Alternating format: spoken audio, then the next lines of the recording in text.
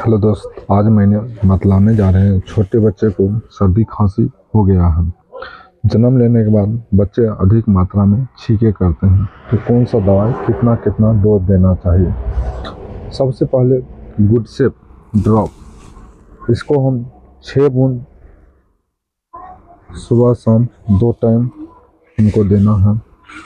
एस्टिमिन सी, जो immunity power को बढ़ाने में काम करता है, इसको हम 5 बूंद सुबह शाम दे सकते हैं।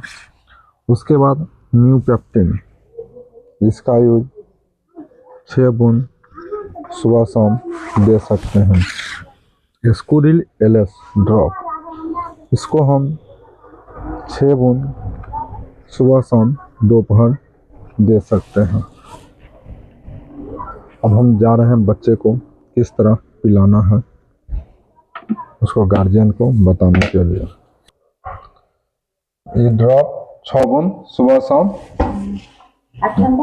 हाँ, एक 3 टाइम देवे, ठीक, सुबह शाम दोपहर, हाँ।